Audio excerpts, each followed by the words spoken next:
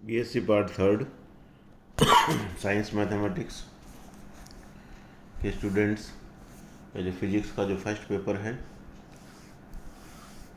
Quantum यांत्रिकी एवं spectroscopy, उसमें आज पढ़ेंगे हम प्लांक के विकिरण नियम की विवेचना। कल हमने प्लांक का विकिरण नियम पढ़ा था, उसी का आज आगे ये पार्ट है discussion of Planck radiation law.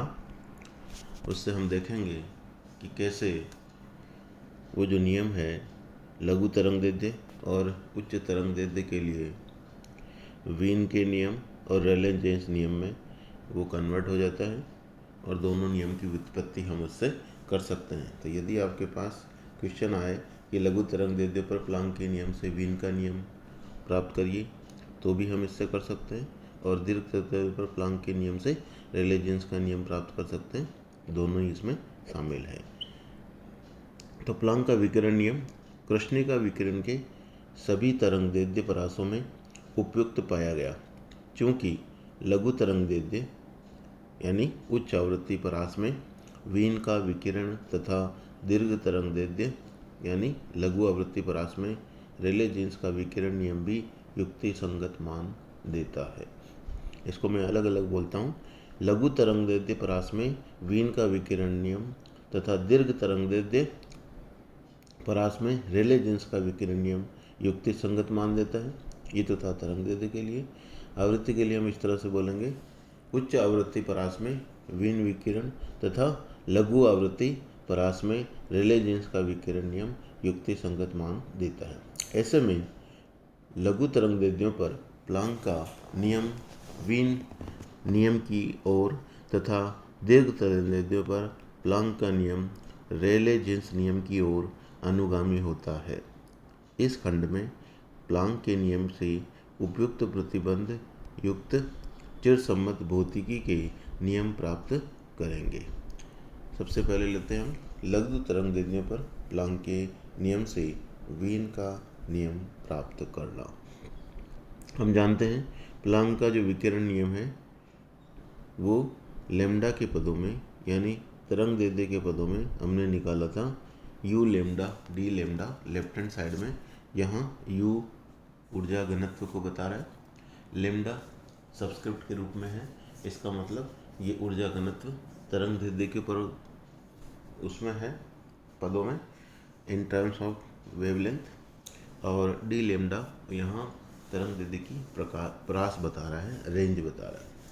Equal to है 8 pi H C upon lambda cube, जहाँ 8 कांस्टेंट है, पाई 3.14 आप जानते हैं, एच प्लांक नियतांक है, 6.6 इंटू 10 की घात -34 जूल इंटू सेकेंड, सी प्रकाश का वेग है 3 इंटू 10 की घात 8 मीटर पर सेकंड होता है, और लैम्डा तरंगदैर्ध्य को बता रहा है, डी लैम्डा परास को बता रहा है, अपॉन एक्सपोनेंशियल ई की घात S C upon lambda K T -1, जहाँ के वोल्टेज मान नियतांक है स्मॉल के, और कैपिटल टी उस कृष्णिका का परम ताप है। परम ताप का मतलब temperature should be in kelvin. हम गणना में हमेशा ताप को केल्विन के रूप में रखेंगे, सेंटीग्रेड में नहीं। तो लघु तरंगदैर्ध्यों पर ये कह रहा है कि इस सूत्र के अंदर लैम्डा यदि बहुत कम है तो इसका मान एस सी अपॉन के टी की तुलना में हम क्या कर सकते हैं, नगण्य मान सकते हैं, या कहें S C upon lambda K T 1 की तुलना में बहुत अधिक है। तो उपयुक्त जो 2 का उपयोग करके समीकरण 1 में हम करेंगे तो यू लैम्डा डी लैम्डा में एक्सपोनेंशियल यानी 1 को हम नेगलेक्ट कर देंगे, ठीक है ना।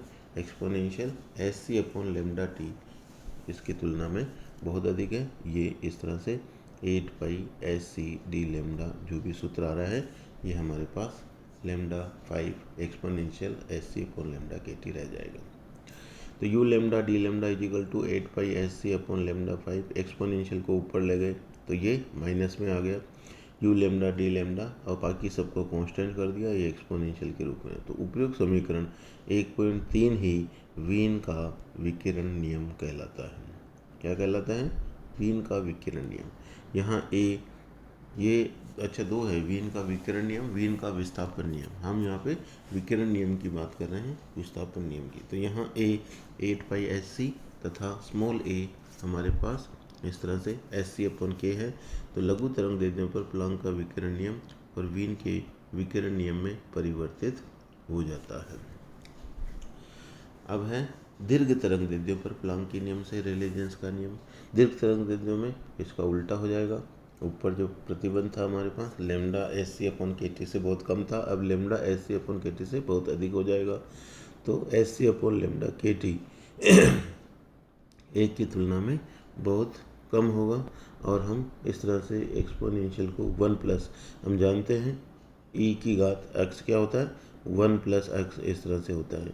ठीक है, अब चूंकि हमारे पास x का मान a की तुलना में बहुत कम है तो हम इसको क्या करेंगे, नगण्य मान लेंगे। तो ये हमारे पास नीचे u lambda d lambda 8πKT/λ4 d lambda रह जाएगा। यानी हम -1 से 1 कट गए, उच्च घात के पदों को हटा देंगे तो -1 लास्ट में कट गया, केवल x बचेगा। x का मतलब Sc/Kt हमारे पास बचेगा। उसको हम यहाँ से ये Sc/Kt यहाँ रहेगा इसकी जगह पे, तो ये Sc से Sc कट जाएगा और हमारे पास ये लैम्डा सा एक लैम्डा भी जाएगा तो λ4 रह जाएगा। u लैम्डा d लैम्डा क्या हो जाएगा 8πKT/λ4 d लैम्डा रह जाएगा।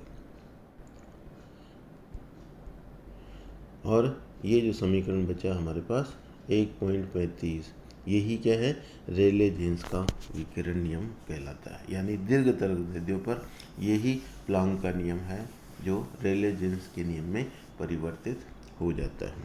तो जिस तरह से हमने जो ग्राफ देखा था लैम्डा के साथ u लैम्डा का, वो इस तरह से था।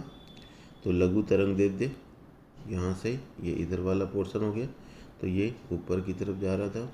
ठीक है, ये वीन के नियम विकिरण नियम था और ये रोटेट में नीचे की तरफ ये रेले जीन्स का विकिरण नियम था। उच्च तरंग दैर्ध्य के लिए दोनों नियम की पुष्टि हो गई, क्योंकि हमने देखा था जो भी ग्राफ था, जो भी स्पेक्ट्रम था, उसमें कोई भी ऐसा नियम नहीं था जो दोनों की व्याख्या कर सके। वीन ने अलग लघु तरंग दैर्ध्य के लिए किया, रेले जीन्स ने उच्च तरंग दैर्ध्य के लिए किया, और लेकिन जो प्लांक का था नियम वो दोनों की व्याख्या करता है और दोनों नियम को हम इस तरह से यहाँ प्लांक के नियम से प्राप्त कर सकते हैं। धन्यवाद।